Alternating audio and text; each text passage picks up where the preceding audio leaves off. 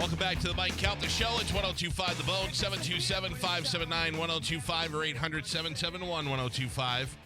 Tonight, Pitbull Toddler, our band, will be out there in Sarasota at the Gator Club in downtown Sarasota on Main Street. Come on out and join us as we melt faces and drink Budweisers all night long. It's going to be fun. Perfect night for it. Nice and cool out. Love it down there. I should see if Drew wants to go down there. Yeah. He likes to hang out with us. Maybe you can come on out and do one of them little raps, one of them little rhymes with us. You kick it one time. Spanish will be there. Pat. And we'll have a good time. Galvin, I'm going to have to ask you to put a blindfold on. All right. Blindfolding now. You want two blindfolds? You want one blindfold? What do you think? You want me to put my hands on your face? I don't believe that Galvin's a cheater, so I know that if he can see, he will not. He will not give it up. You cannot see. No. Today, at the, I don't even want to say where it is yet. This person is in town, and it'll be an opportunity for you. Please go get our guest. Let them know, Spanish, that we are live, and to maybe if possible, disguise the voice, and that there'll be a series of yes and no questions, and then we will conduct a regular interview. Got it. Now, you people at home who are watching on Bone TV may automatically recognize this person, and I can honestly tell you that I'm happy to have them here. And Okay. I have never met this person. I'm giving you some hints. Okay. I know that we have discussed this person on the show before at length. All right. Yeah, there have been times. Hello, nice to see you. And I would go so far as to say this person is known around the world. Okay. Okay? Guest, how are you? Good. This is Galvin. Galvin has been blindfolded. Normally, I would be blindfolded too, but I had read that you were coming, so I knew. I will let Galvin ask a small series of yes or no questions, if that's okay, and see if he can guess, and then we will have a nice interview. Can you guess the gender by the tone of the voice? Yeah, I believe male. But That is correct. Male is correct. 2019. I don't. You don't want to make any assumptions. Okay, go ahead. Are you an athlete? It depends who you ask. Like professionally, were you known for being an athlete? No. Okay. Are you an actor? It depends who you ask. Sometimes. I mean, have you been in movies or TV shows? Yes. Okay. Are you over the age of 50? It depends who you No, ask. come on. You got to give me. I'm. Yes. Yes, you are over the age of 50. 50 actor.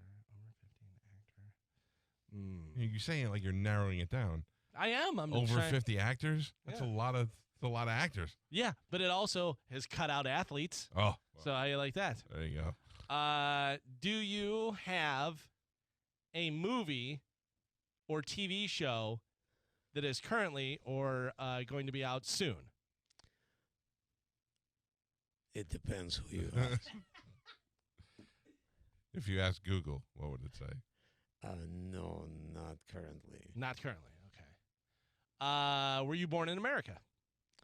No, and that depends who you ask as well. All right, we got to lose the depends on who you ask. You got to give me yes or no. Otherwise, No. I'm never. No. No. No, not born in America. No. Actor over 50. We've talked about this person. We have talked about you on the show. Trying to think of other stuff to ask. Are you in town for a show? Yes. Yes. In town for a show. Actor over 50. Not born in America. Yeah, we heard the answer. I know. I'm going through it in my I head. know the same thing. Man. Oh. Yeah, give me a couple more questions. Have you been married more than once? No. Just once. Just once. I got to tell you, right now I have zero idea who this person is. I'll give you some hints. Okay. This person was extremely famous for a while, and then continued doing what they became famous for. And we one day were saying, we never see around here who never does that. And then we did a little research and found out still very successful. I don't remember that. This person had a catchphrase. It's the "Where's the beef, lady"? No. This person. Let me know when- I got it. You I have- just got You the have laugh. no idea. That is Yakov Smirnoff. There you Ladies go. and gentlemen, You Yakov got Smirnoff. Man, worldwide. I was trying not to ladies and gentlemen, the famous comedian Yakov Smirnoff is here. How are you, Very sir? nice. I'm fantastic. How are you? I thought if I expect you to look a lot older, you don't. You look fantastic. Oh, thank you. Yeah. Yes, I feel that I've made a deal that is working. Yeah, seems to be. Push the snooze button, and I'm here today, so I'm excited about being here. Now, Yakov Smirnoff, for those of you younger kids, like the younger kids on the show, I told Spanish, I said, you can guess, but you may not recognize him because you're so young. Yakov had an extremely successful career in the 80s. In the 80s, we had the Cold War. Yes. We had Reagan and Gorbachev. Yes. And anything Russia was bad. We hated Russia. Russia hated America. And then Yakov Smirnoff was one of those people that come over here. Now, how did you, in fact, come over? Because in my head, I keep thinking about Moscow on the Hudson, that you were involved in an Yes. How did you, in fact, come over? Well, those days, they needed, the Soviet Union was starving. They didn't have wheat, Right. food, so Jimmy Carter made a deal with them that if they show some human rights, they'll let some people out. So we were exchanged for some tons of wheat. Oh. Wow. Yeah, and so every time I see a Wonder Bread truck, I salute. When you were over there, I had asked this of a couple of young hockey players Yes. who were born in Russia or some area. Are you taught, like when we were kids in the 80s, it was like Russian people hated America and that they were the bad ones, and then all our vision of line was you guys waiting for toilet paper, and it was a horrible place to be. Yes. How true was that as far as the poverty and the toilet paper and obviously the wheat? It was pretty real. Standing in line for food was kind of a standard thing. You know, Right. I remember since I was maybe 6 years old, my grandma would just take me in the line and say, "You wait for bread, and I'm Right. gonna go get some milk," and she would stand in line there. So it was normal. We were kind of used to it, Yeah. and Americans obviously saw that side of us, and they were showing us movies like Three Stooges, and they would tell us that's how Americans behave. So it was a mystery, and it was all propaganda, and we had only like 2 channels on TV. Channel 1 was propaganda. Channel 2 was a KGB officer tells you turn back to Channel 1. So were you always kind of funny, or did you capitalize on, hey, I'm Russian, I got an accent? No. I was funny. I grew up in Odessa, which is part of Ukraine, and they considered it the capital of humor in the Soviet Union. And so a lot of funny people around me. It was natural, normal, but I started performing when I was 15 years old and enjoyed that. I became pretty popular there. Right. But then I started working the cruise ships on the Black Sea, on the Russian cruise ship. I call it Love Barge. And I met a lot of Americans, and that's how I started going, wait a minute, there's a better world out there. Yeah. They were talking about freedom of speech, and Russians kept telling us that we have freedom of speech, but But in America, you have freedom after you speak, which was a Right, nice yeah. little feature.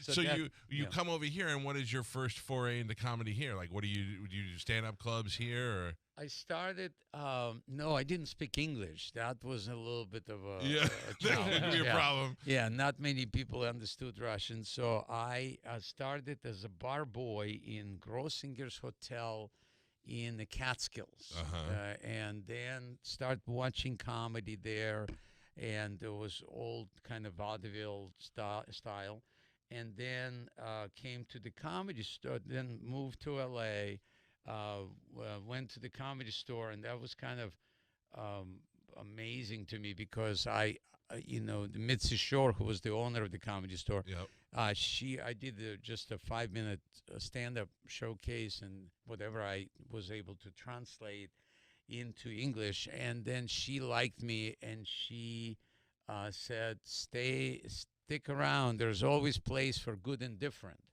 And I had no idea who I was talking to at all, and she said, come back next day and see the regular show. And I came back, and first person on, which was Robin Williams, and then Billy Crystal, and then Jay Leno. Were you and familiar with all of them I by did this point? know, yeah. Until I was a fan of comedy, even though I didn't understand a lot. Pryor came out, did a set, and I thought I died and went to heaven. Right. So I started performing. She gave me a job actually as a carpenter because I didn't speak English well enough. And then little by little I started performing. And So now at this time, what's the first? Is Moscow on the Hudson the first movie? actually, there is another obscure movie that I did before that. It's Buckaroo Banzai. Oh yeah. That's a. I played the national security advisor to the president. But then my short after, and obviously that was a huge boost to my career. And how much of that was? I mean, obviously the story wasn't the same. You didn't come over here, but they had to ask you. They had to consult you, right? Oh, well, Paul Mazursky, who did the movie, who wrote and produced and directed it, went to Russia and spent a significant amount of time there. So he was pretty accurate. Okay. In terms of how it was supposed to be. But Robin was learning Russian as he was making the movie. Right. He wanted to be very authentic. Yeah. One time he came over to me and said, «При тебе я себя чувствую как настоящая женщина», which means you make me feel like a natural woman. It made my day, I'll tell you that. Were he and you good friends? Yeah. We stayed in touch until he went to Northern California.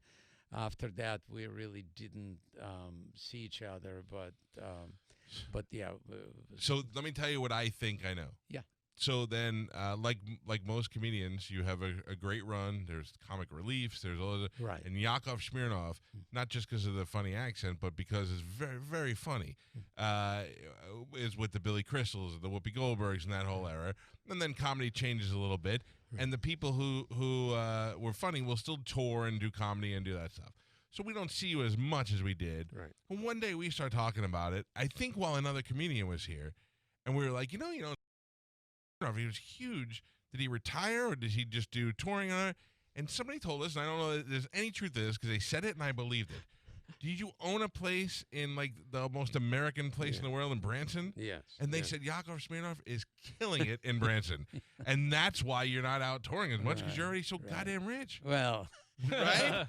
Well, that's a yes. Yes. Good but for that's you. not- What a country. Well, what a country, yeah. But that wasn't the real reason that I ended up in Branson, just to get to be rich. What happened is when the Soviet Union collapsed, David Letterman had a top 10 list of things that will now change that there is no more Soviet Union. I made number one in the list. Yakov Smirnoff will be out of work. And I thought it was funny too, right? Yeah. Until about 6 months later, when none of my contracts in Vegas, Atlantic City, Reno, Tahoe, anywhere I performed, were not Picked up, renewed. yeah. And so I How financially, how well you're off are you at when that happened? So a you're like, moment I thought I can glide, Yeah. no problem. But then it just like the rug was pulled. I mean, I was living in like $2.5 million home in Pacific Palisades. I mean, things were looking pretty Pretty good, stable. yeah. And then all of a sudden, it's like Louis C.K. you guys were talking about. It's like, boom, I didn't do any. I didn't even. no masturbating for Yeah, you? I didn't even enjoy it, right? So all of a sudden, I was like, the rug was pulled. And and I started looking for a place where they did not know that the Soviet Union collapsed. So Ended you went up to the in most Branson, American- Missouri. They still don't know, and it's been 25 years. 25 years. So what, you own a 25 years. place there? I own a 2,000-seat theater there, and I used to be there full time. Now Right. I moved to Malibu, and so I'm touring just to come back, and it was an interesting thing that you were talking about, Louis C.K. I didn't know that he came back and Yeah. was doing shows. And it was kind of an interesting parallel that you discussed this as coming back, because there's sometimes we have no control. In his case, he didn't. He had a little bit more control than I did. I didn't tear down the wall. Right. But that's what happens to careers, Sure, you never know what you always got to be ready for that. And same thing in any sort of show business. Right, Any day you can right. be number one, and the next day Right. changes.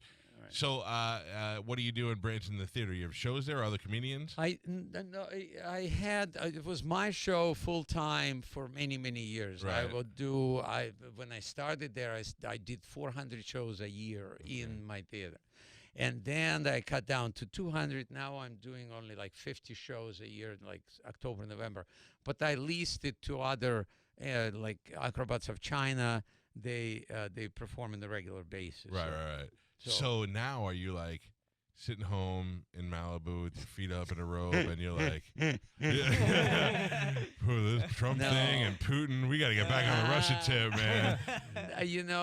That's an interesting point. People are thinking that I should, and I'm back. I'm doing a show tonight at. Tell us. I have it all here. You Okay, do, So here we okay. got YAKOV SMIRNOFF tonight, 8:00. It's going to be at the Central Park Performing Arts Center in Largo. You can go to largoarts.com to get tickets. And if you are hearing Yakov for the first time on this show, Galvin and I, like I said before, I've talked about it before, very funny comedian, was one of the first people to really take that kind of foreigner thing and make it like and at the time really embraced what the country was going through and managed to survive this whole entire time. I'm telling you, can I give you what I think? Please. The HBO Please. says we got a new show. It's like a Curb Your Enthusiasm, but remember YAKOV SMIRNOFF. So they show you in an apartment, and things didn't go so well for you, in an apartment somewhere, and watching TV, and then Trump and Putin are on TV, and you stand up and you go, "I'm back," and then you're back in business, and they follow you as you try to go out. I think it'd be great. I'm in. Yeah. I'm in. Here is the difference that I see, and I sensed it initially when Trump became the president. I didn't really, know it sounded like that. It sounded like there would be interest in it. The Yeah. challenges between what was happening in the 80s, the whole country was united against, or at least Russia was a headache Right. to the whole country. Yeah. Today, Russia is a headache to half of the country. Right. So the country is divided, and they're making fun at each other, not with each other. So Sure. So I haven't been sitting in Malibu picking my nose. I realized that in the 80s I was helping to end the Cold War in the war room. Now what I switched my energy is to try to help to end the Cold War in the bedroom. Oh. Yes, a lot more job security in that, right? So what I did, and the people don't know this, I went back to college during the time in Branson, I went to University of Pennsylvania, Uh-huh. got my master's degree in psychology, graduated 2006. Then I became Oh, man, a you were really nervous. You didn't want to be poor. You were like, I need a That's backup. right. That's right. Yeah. I went to then became a professor at Missouri State University. Start teaching the course on happiness and laughter, and now I'm graduating this year from my doctorate degree in University in Malibu, the Pepperdine. So I'm going to be Dr. Yakov. Stop Wow. it. Yeah, Dr. How great is Yakov, that? May 18. You heard it first. You know? So Tell that that's to your grandmother who wanted you to go wait in line for bread. How Yeah. proud she yeah, would be, right? Yeah. So that's the direction. So my whole show is I did a PBS special called Happily Ever Laughter, and it's all about relationships, and it's all scientifically based, neuroscience of relationships. What and is your relationship? Are you married now? or I'm no? married now. How long? Newly Oh. married. Yeah, I was. Are you telling me the entire time you were famous you never got married? I got married. Okay. And, I was married to an American woman, 2 kids. Now they're 28 and 26. And I've been, after my divorce, I've been searching, and this is where this whole new Cold War in the bedroom came out. Right. It was that I noticed the correlation between laughter in the beginning of the relationship. There are plenty of people laugh, everyone. You ask people, they remember laughter. And then in the end, no laughter. Right, The only boring. people laughing are attorneys, Right, you know, right. So there's that span of the relationship. And I'm like, I got to figure this out. You know, why did it happen? Why, as a comedian, I'm at laughter dying. If it was happening to my audience, I knew. Right, On right. the second joke, I didn't know. So that's what became my kind of, I followed what I believe in, and the show is funny, and yet it gives people a sense of what's going on in their lives. Good for you. I think that's great. Yakov Smirnoff, you get to go see him do his comedy and talk tonight at the Largo Arts Center. I'm sorry, the Central Park Performing Arts Center, largoarts.com, or you can call the box office 727-587-6793. Who is the most famous person you made sweet love to in the 80s when you were at the height of your fame? Not like Louis C.K. No, kind no, of. I mean, like, would you date other... I think Reagan was probably. you dated Reagan? Oh, No, Sweet Love. Sweet Love. Sweet Love. Brooke Shields, I went out with her. Really? Yeah. Yeah. And it wasn't like a official date, but like we went out like 3 times, and then her mom put her foot down and said, Yeah, the mother "He was is- brutal, huh? Yeah, he is not for you. You know, that was it. But I was married to a very, nice American lady, and then things just, I learned something, that laughter is the first thing that happens when you meet someone, and I've asked over 4.5 million people in my theater, and they all remember laughter being part of that. And then second thing happens is intimacy. Third thing, you live together. Right. And when things don't work out, laughter is the first thing to go. Second is intimacy. Third is your house. I learned that. I learned that. Right. So that's why, I thought that there needs to be some research done, and it was fascinating because, when you realize about laughter, you realize that men and women are totally different, and what makes them laugh is different, and so and what they need is different. Men, we're simpler, and women are a lot more Crazy. Yeah. Yeah. So they need a little bit more affection and conversation and stuff, and we do that in the beginning of the relationship, and then Can you imagine somebody right now explaining how long you guys been married? 30 years. How's it been? At a certain point, it was starting to fall off. Then we went to Branson and saw Yakov Smirnoff. and now we were thriving. That's right. Hey, look, man, whatever works. I get those stories. Oh, I'm I sure. get people walk in, and at first they're kind of disconnected, and then as the show progresses, you know, you can see they're holding hands, and then they're putting their arms around it, and Yeah. And it also helps, and I bet you no other man has said this to you, but it also helps that you're adorable the way you deliver your stuff. Like in the beginning, we loved you because you were a silly little foreigner, but now you have that kind of like the laugh and all that. You're like, we want to like you. You know what I mean? Thank like you. Dr. Phil when he gives advice, you're like, who's this idiot? But when you do it, it's like, oh, this guy's adorable. Right, yeah. Well, I appreciate you getting up early and coming in here today. It's great to catch up with you. Again, the show is tonight at the Central Park Performing Arts Center in Largo. You can go to largoarts.com or 727-587-60. YAKOV Smirnoff.